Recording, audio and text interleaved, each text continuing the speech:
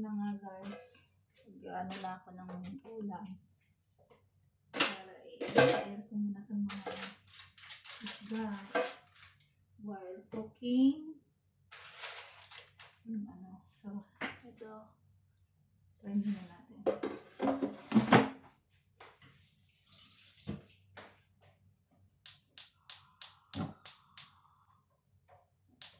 So kaya guys, samahan nyo ako.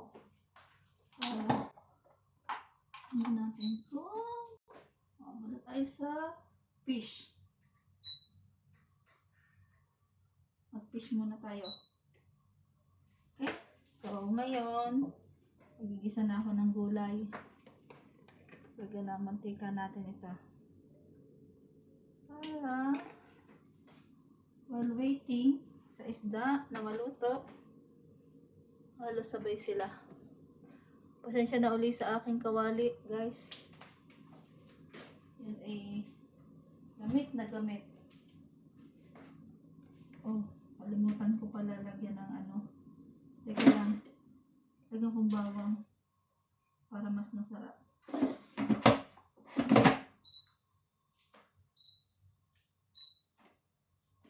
Okay, ito lang. Bawang.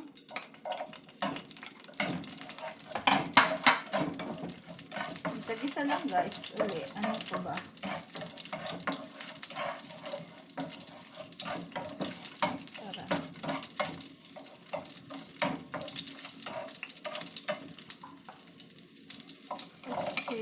Para masarap ang gulay.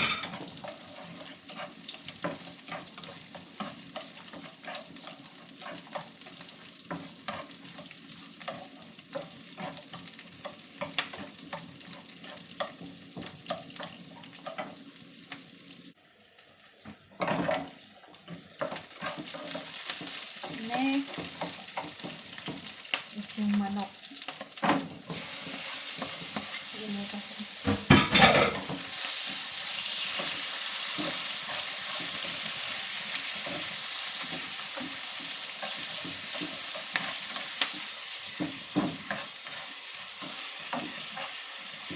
Isa lang natin yung manok para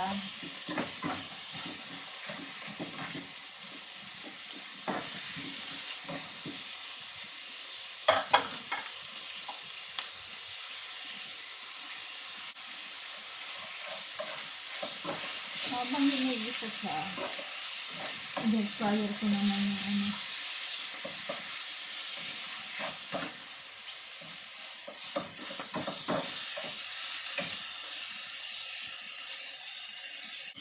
So kapag niluto na, ito na, luto na yung manok. Lagay ko na siyempre yung gulay. Ito pino.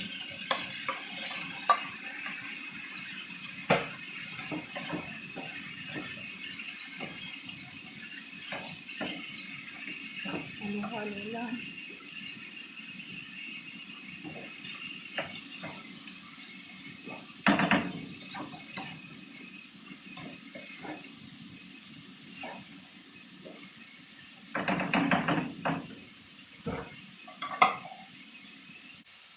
So, lagyan natin ng kaunting tubig para yung gulay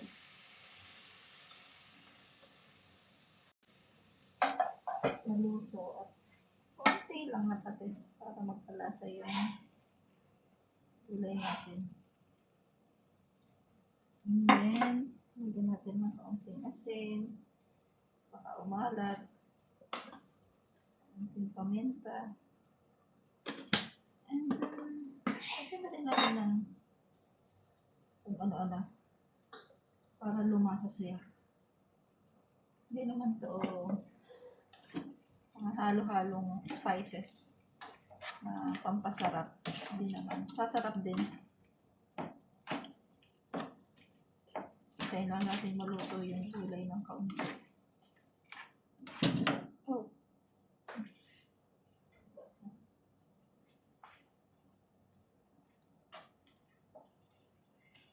So, kini siya na may halong konting manok para lang may buhay. Takpan lang natin para maluto yung gulay. Habang hinihintay ko yung isdang luto. Okay. Time to time. So, kumukulo na siya. Tapos na ang ginisang zucchini.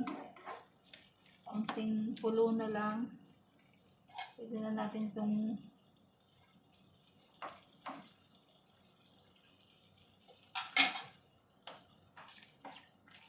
yes, okay na to. Kaunting pakulo. Tapos na. Okay guys, tapos na ang gulay. Pero ang isda hindi pa. So, okay. Tapos na to.